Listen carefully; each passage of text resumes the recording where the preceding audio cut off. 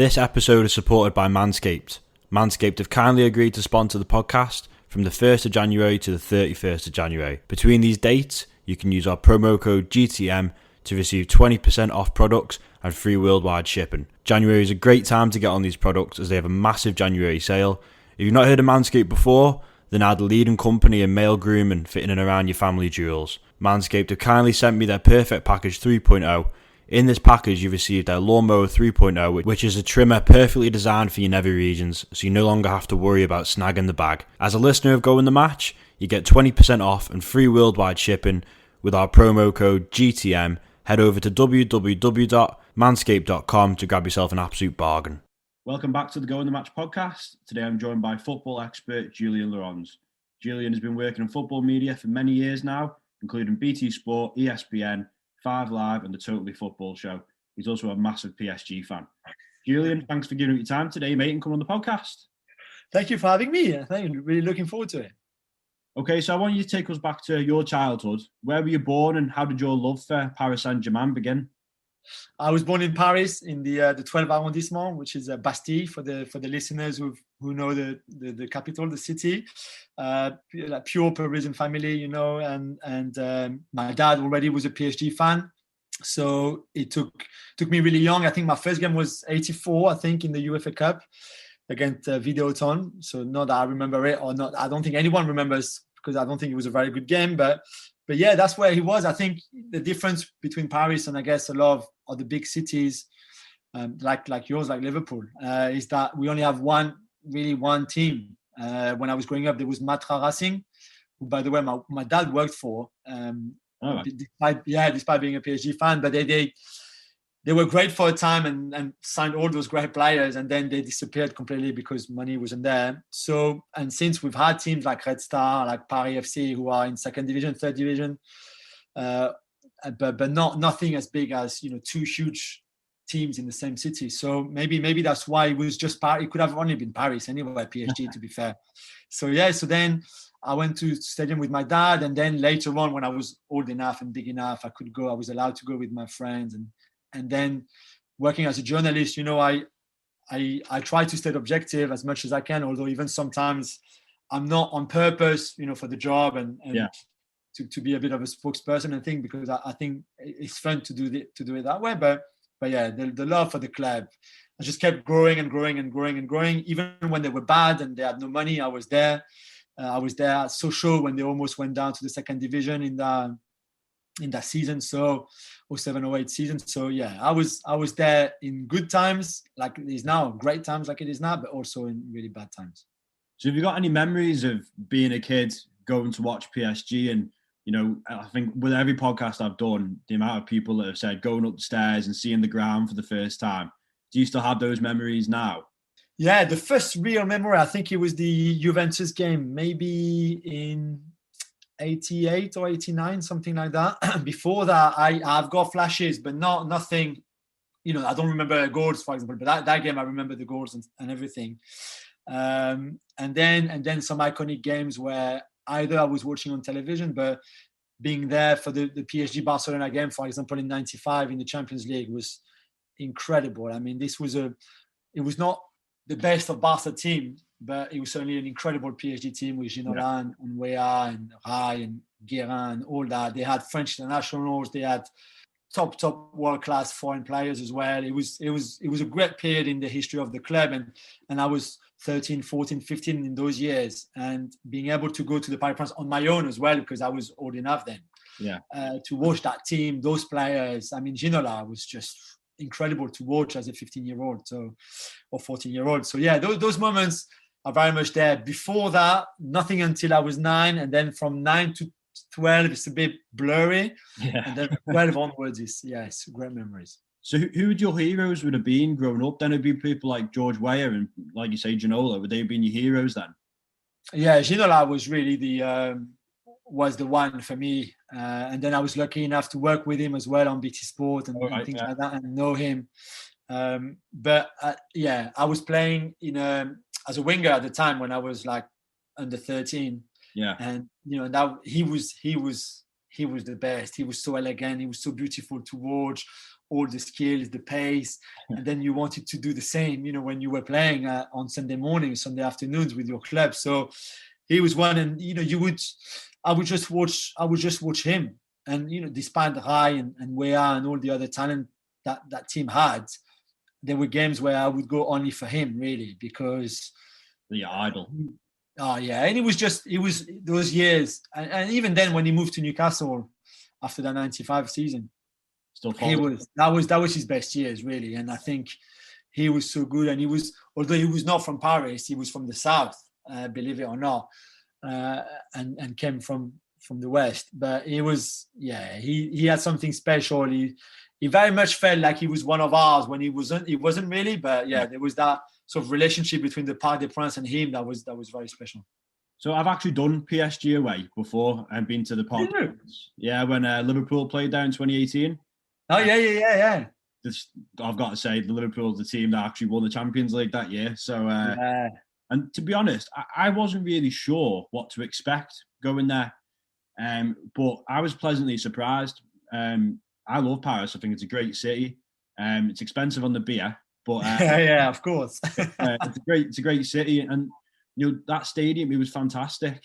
And to be honest, I look back now and I think something that people probably perceive with PSG, because they've got money now, that they haven't got an atmosphere, and they almost seem to be this money ball club, and they haven't got that. When in actual fact, that's not the case. And it was one of the best grounds and one of the best atmospheres I've been in.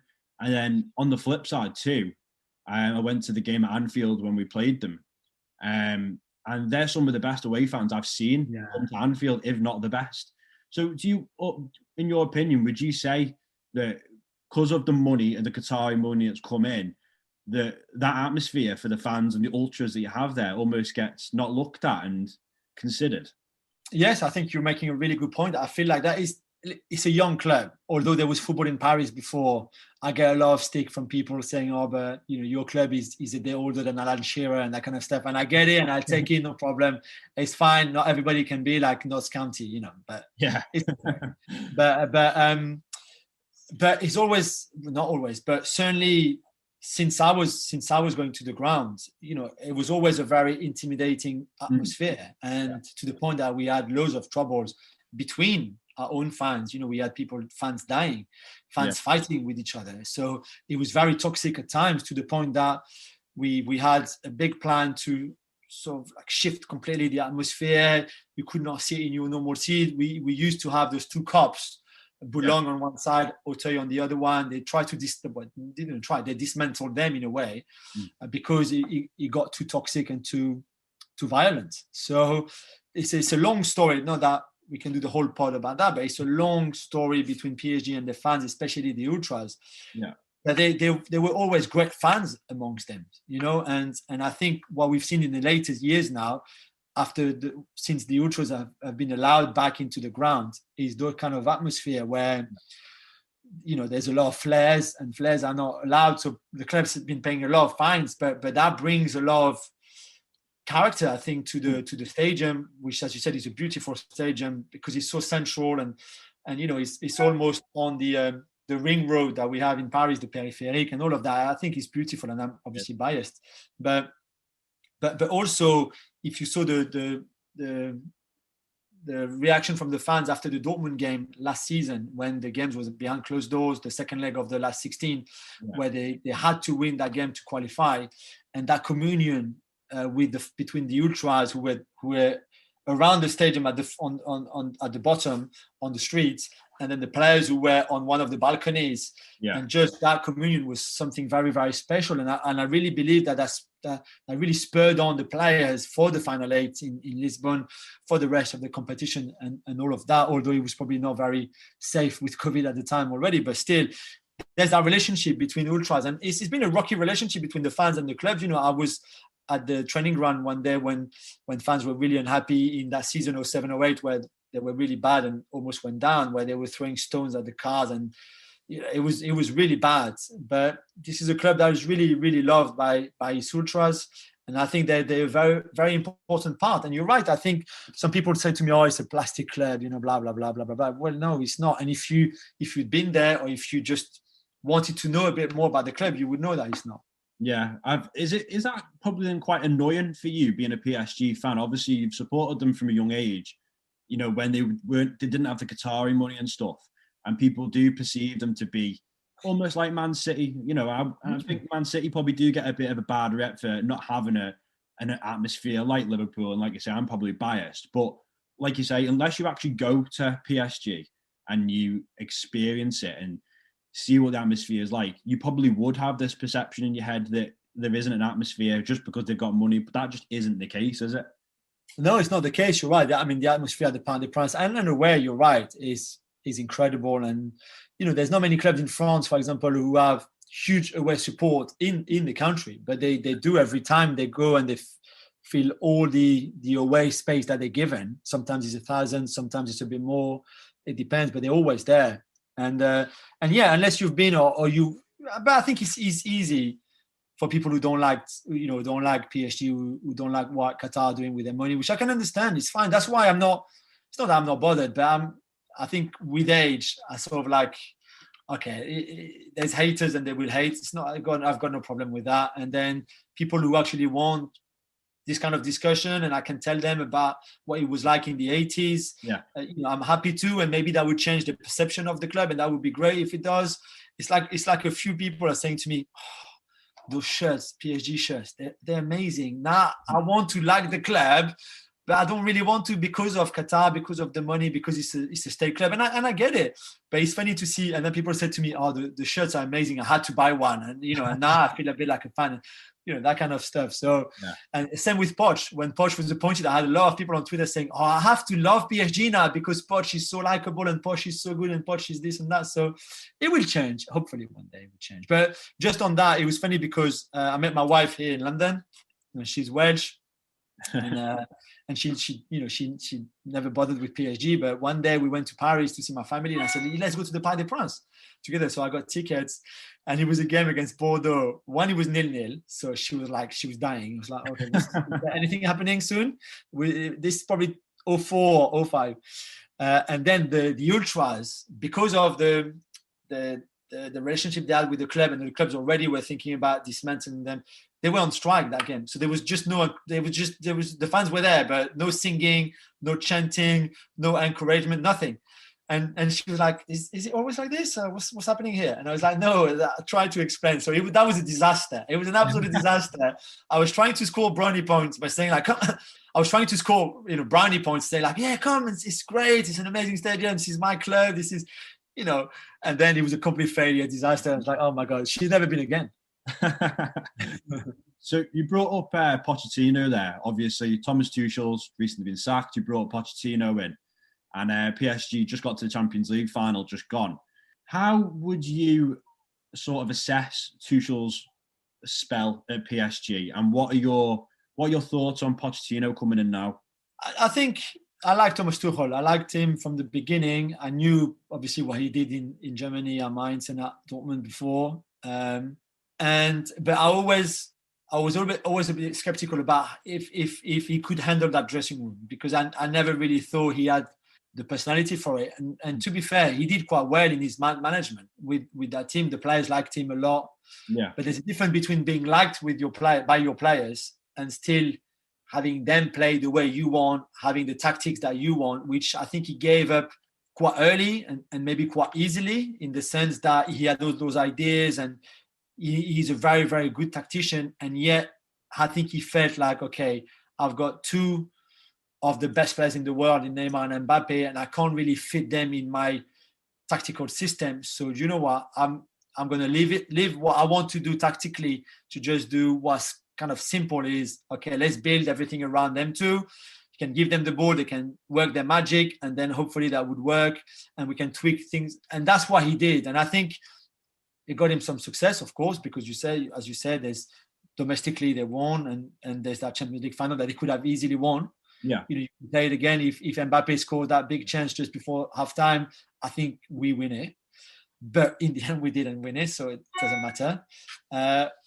But certainly this season, there was a sense that the performances when it was not good football. And I think there's a sense from the Qatari that, okay, we spend all that money, we've got all those players, we have to play good football, we have to play well. And that was not the case. Of course, yeah. You lost to Marseille in the league at home for the first time in 11 years. You lost to Lyon in the league at home for the first time in 13 years.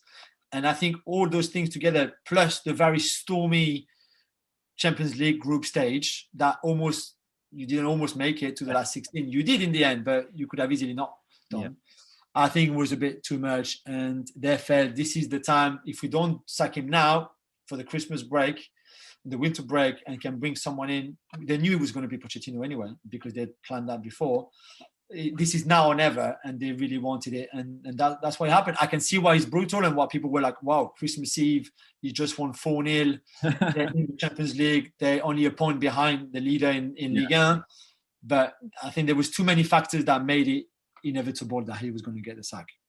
How do you feel about Pochettino now? And do you think he'll be able to sort of not tame, but be able to watch over those personalities of Neymar's and Mbappe's of the world? Do you reckon he'll be able to cope with that? Yes, yeah, so that's a question. I guess it could be similar, although it's a very different personality to Tuchel, you know. But first, on his return, I mean, I watched him play, I don't know how many times, you know, as a PSG captain. So I think it's very, very different when one of your own or one of your former players, because he only stayed 2.5 years, so it's not like, you know, when Stevie G is going to come back to manage Liverpool, this is going to be huge. So this is not that scale, but it's still, you know, there's a few similarities of one of your own who was your club captain, who's loved by the fans, who loved the club loved him back.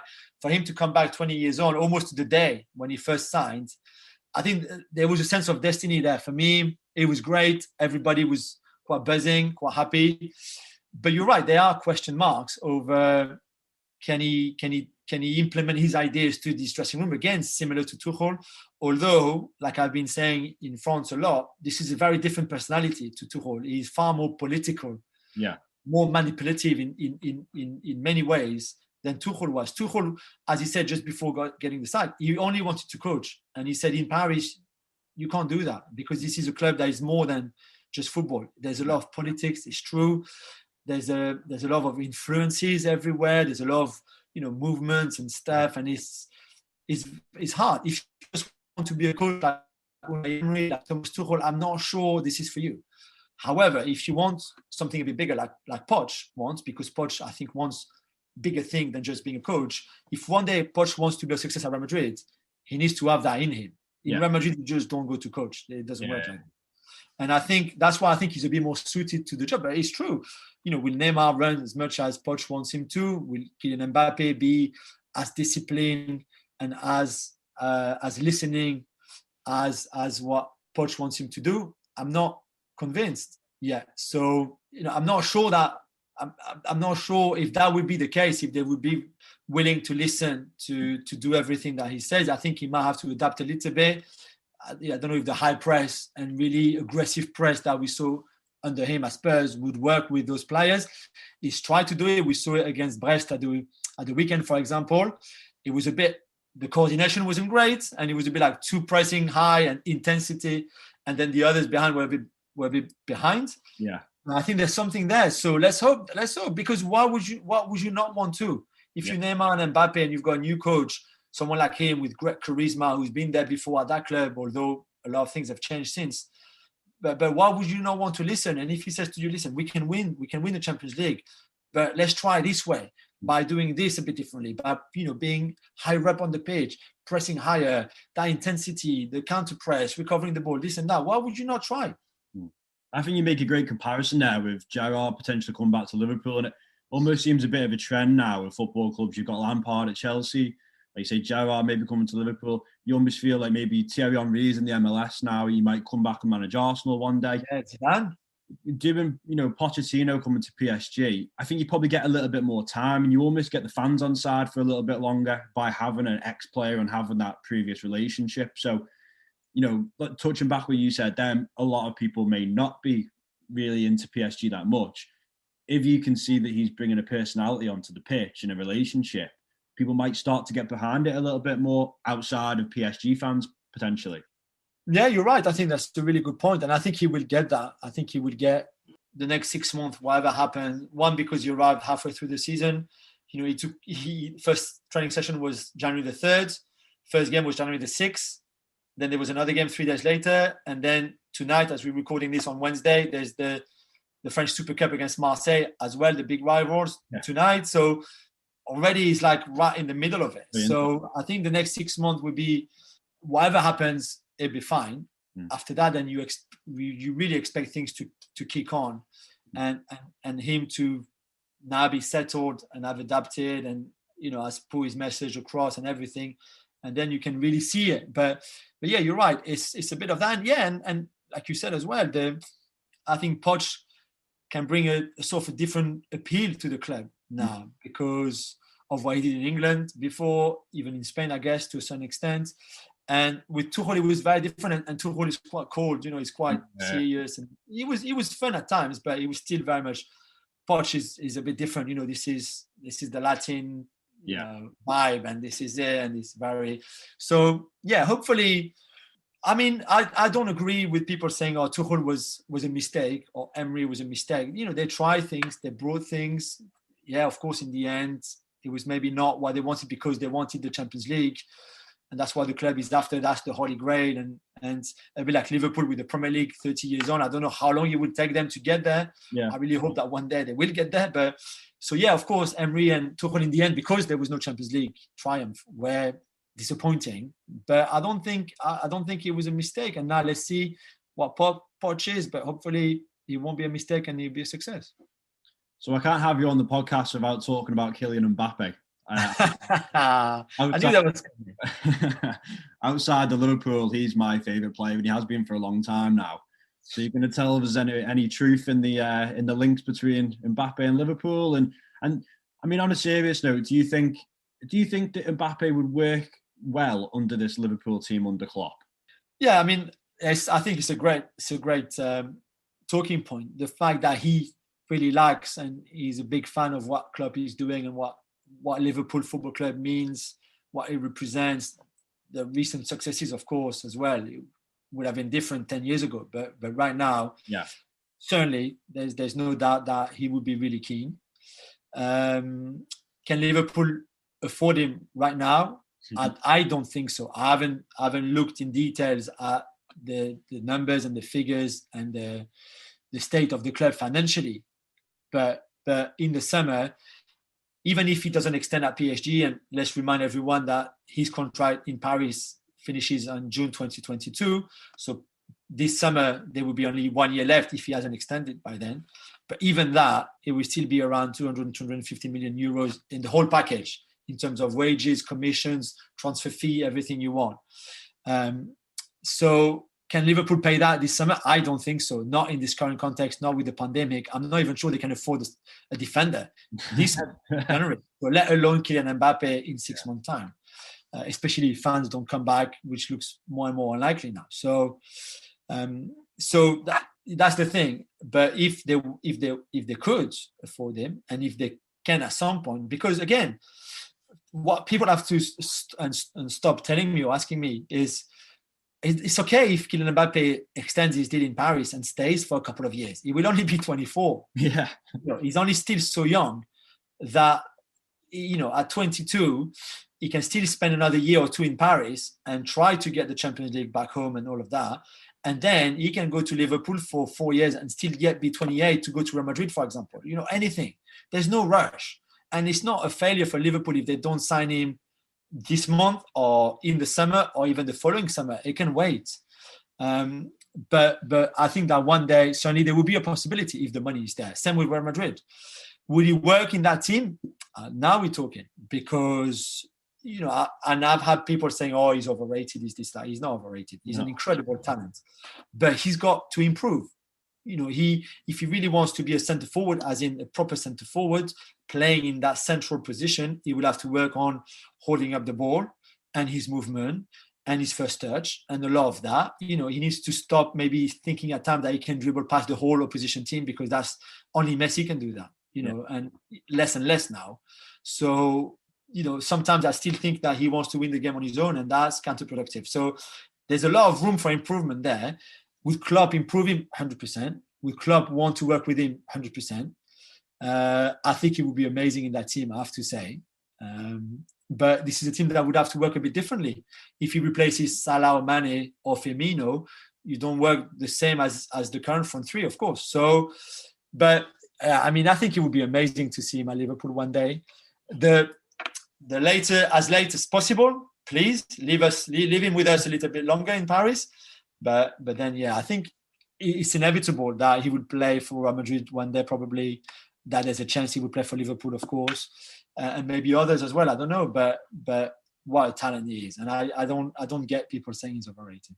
Yeah, I always get these people every time. Like, it's probably me more wanting it than it actually happening. I've always said to some of my mates, the United fans, Everton fans, like, "Oh, Mbappe won't come to Liverpool. You can't afford him." Da, da, da. But you make a great point there that he's so young that he can come to, he can potentially win the Champions League at PSG, then come to Liverpool, win the Premier League, do whatever in Europe for Liverpool, and then make the move that he really wants to, go to Real Madrid and spend, plenty of years there. You look at Ronaldo, he's been around all the different leagues. Yeah, it's very similar, you're right. And there's no reason why he couldn't come to Liverpool, and he's probably got aspirations of being the next best thing. Of course he does. Yeah. And you look at Ronaldo, he's done it in different leagues, and he might I know he looks up to Ronaldo a lot, doesn't he? So yeah, he does, yeah. He probably thinks of this very similar thing, doesn't he? So I don't think there's any reason why he couldn't expand his career as people think. Yeah, you're right. And I think it's quite fascinating because, if you're PSG, you're in a position where the priority, and they're saying it even before thinking about Messi or any other recruitment, is to extend the deals of Neymar, who expired at the same time as Mbappe's, and Kylian's as well. And the Qatari is saying, like, even if they don't extend, or even if Kylian doesn't extend, there's no way we would sell him next summer. And then so that what that means, that then you're going to let him go for free in the summer 2022. I mean, that would be crazy. This surely would be the biggest player we've ever had on a free, at his prime, or like, at such that kind of age. So it's quite fascinating to see what will happen. They seem to be quite confident in Paris, certainly what they're saying, that both Neymar and Mbappe want to stay, or at least want to extend. You can also extend now and still leave in 2022. It's just that you don't leave your club with nothing, which I want to think that Mbappe, as a Paris-born and bred kid, this is his hometown, this is his home club. I don't think he would want to just leave the club with nothing. Yeah. So the way I see it is he will extend maybe just one more year, or maybe even just 2 more years. Doesn't have to extend for 10 years. Yeah. And then he will know that in 2022, for example, they will say, okay, we will say the price is 150, and then whoever brings that, you'll be allowed to go, or something like that. That kind of agreement, I think, is very realistic, very possible. That will leave Mbappe for another 18 months, with the club being sure that there will be some money coming in when he wants to go. And again, I think we all know in Paris that he's not going to stay there the whole his career. As much as we would love him to be our Maldini or our Steven Gerrard, we know that it's not possible. It won't happen. So, and I completely understand why. So, but if we know, okay, this is the plan, he extends, he stays for another 18 months or 2 years, whatever, and then he can go, and then he will be even better, and he will be even bigger and stronger, and he can make you very happy in Liverpool, and make people at the Bernabeu very happy, or whatever, then so be it. But I really want to believe, and that's me always being positive and maybe a bit naive, I guess, but that's a very possible outcome. You'd make me very happy. Obviously, for yourself, you've been involved in football media for many years now, and you will have interviewed players, managers of different sorts. Who's been your favourite interview you've done, and why? Oh, that's a good one. I mean, I was lucky enough to interview Diego Maradona when he was the Argentine manager. It was not a one-on-one. It was with a little group of journalists, but still, I mean, I was just sat there. I was in awe, completely, so much admiration. He had so much charisma and everything. I mean, I always tell the story that when Argentina, with him as a head coach, played France in Marseille in a friendly in 2009, Le Parisien, the newspaper I used to work for, sent me over because I could speak Spanish. Well, I still can, and I stayed 4 days in their hotel, which was not just closed for them; it was open, lovely place as well, and just follow them, every day for 4 days until the game. and it was incredible. Just to be around that team, not super close, but still around, seeing everybody, like seeing how the players, including Messi and Aguero, were waiting outside the room where they had lunch or dinner for Maradona to arrive. I mean, he was always late. No one said anything, but they could not go in until he was the first one to go in. And then he would stand at the door, and they would all like give him a kiss and hug him. Like it was like father and all the children. It was amazing. And I remember that training session where he was there with his cigar, and they were doing free kicks, and he had the cigar in his mouth, and they would give him the ball, and he would just hit the free kick. I don't know, 20 yards, top corner, cigar, top corner, puffing on the cigar. It was just, I was like this. Oh my God, I swear to you, man, it was amazing. And so that was strong. And I was lucky enough to interview Zinedine Zidane on one-on-one for what I hope could still happen, a documentary on his life. It's a bit on standby right now, and he was, because it was something that he'd agreed on. It was not like a press conference, or an interview for ESPN or BT or that kind of stuff. It was something about him that he was a big part of. He was really relaxed, and it was something. And he's from Marseille. This is not the kind of stuff that I like usually, but it was amazing.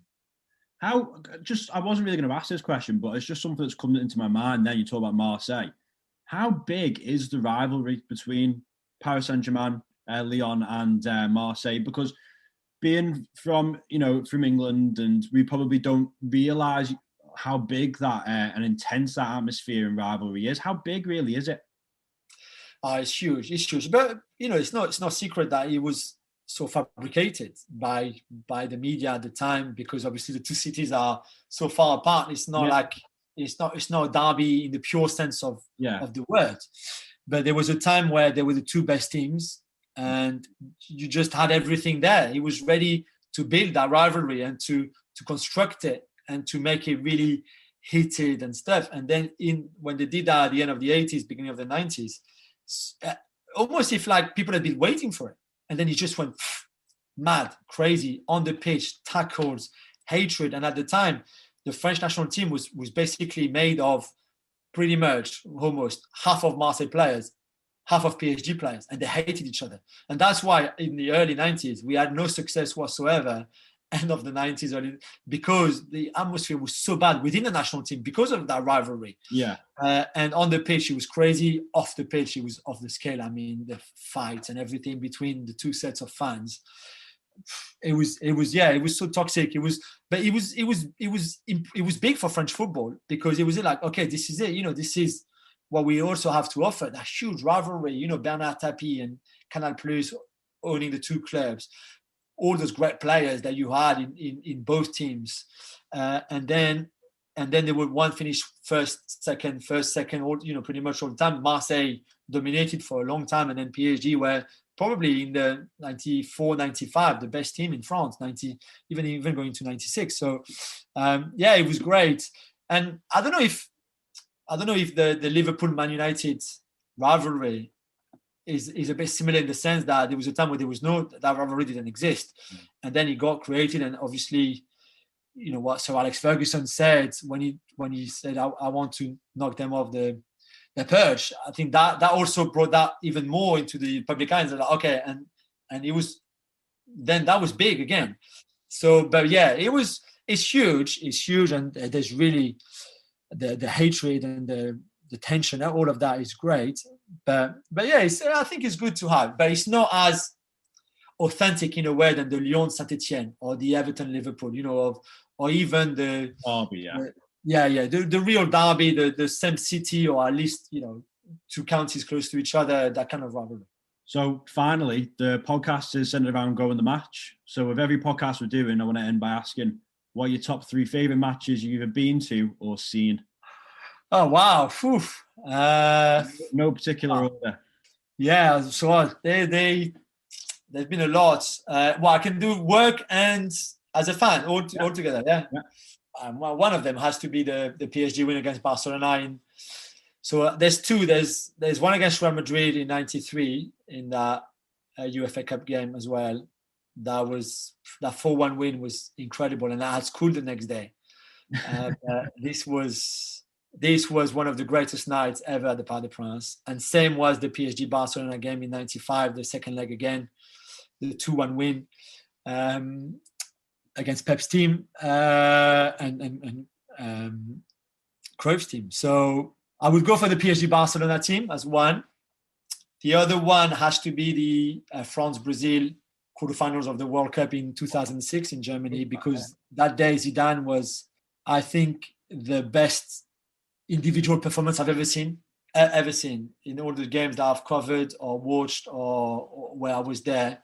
He was on another planet that day. And we're talking, this was a Brazilian team that won the World Cup 4 years before, that had Roberto Carlos and Ronaldo and Rivaldo. And it was still a really good Brazil team. Yeah. But that game, and France won 1-0. It's an assist from Zidane on a free kick for Thierry Henry. But he was just incredible. Like, really, really, we're talking like. To be there, I think it was Frankfurt. He had to be there and watching, and every time. And I was doing the ratings for Le Parisien for that game, and I think he got 9 out of 10. And we were very close to give him 10 out of 10, but we never gave 10 out of 10. So we gave 9. But you're watching and he does something. And you go, oh wow, okay. And then 2 minutes later, he does something even better, and you're like. First touch or a piece of skill or an amazing diagonal, I don't know, something special. And you go, okay, that 15 minutes was special. But then the next 15 minutes is even more special. And then the next 15 ones, and then the whole 90 minutes, it was just unplayable. And I was like, wow. So Zidane has that game, that France-Brazil 06 has to be there. Zidane was absolutely incredible. It's almost like he had hands on his feet, where his feet were hands. Like, it was incredible. Like, he had the ball on the string. That's the way I always remember watching him when I was younger. It was like the ball was always stuck to his foot. It was just like he could put it wherever he wanted it. Yeah, and of course, there was at times he could have scored more goals, probably given more assists, and and the numbers. If you just look at the numbers, are not great, and there's all those red cards. I think it's 14. All that, the aggression that he had in him, that red card in the 06 final, and So, of course, things with the talent that he had, he could have done better, I guess. But like everybody else, we could all do better. But on his day, really, when he turned it on, it was just incredible. So that has to be there. And then the third one, I will go for the 2011 Champions League final, the Barca Man United at Wembley, because I've seen Barca play. I mean, every game Barca played in England since 2004 when I moved over here. I was there, apart from the Liverpool semi-final, the 4-0 win, where I could not go. I was supposed to, but I had a bad back, so bad I could not move out of bed. So you see, I watch on TV, but yeah, I would go for that one because, again, I talked about Zidane and one of the best individual performances I've ever seen. I think collectively that final, yeah. I mean, they were out of this world. They were so good. And I think United got maybe the tactics wrong, but also because Barca were too good anyway. But the way Messi and Xavi and all those players played that night, I mean, it was 3-1. It could have been 6-0 and there would have been no debate whatsoever. They were so good. And to see Messi at that level, and again, I was lucky enough to watch Messi live maybe, 10, 12 times. And it's always quite special, but that night was it was good. So I'll go PSG Barcelona 95 in the Champions League. I would go France Brazil 06 in the World Cup, and I would go Barca Manchester United in the Champions League 11. I think that's a fantastic way to finish the podcast, talking about Man United getting beat in the final. So, yeah, I knew you'd be happy with that too. So Just before you go, just a massive thank you for giving up your time today and coming on. I really appreciate it. Pleasure, man. Anytime. Thank you. Thank you. If you enjoyed that episode and want to keep notified for future episodes, please make sure you subscribe, follow and share, and of course, leave us a 5-star rating. You can now follow us on Facebook, Instagram and Twitter, all at Go in the Match, to keep updated for future episodes and updates on the podcast.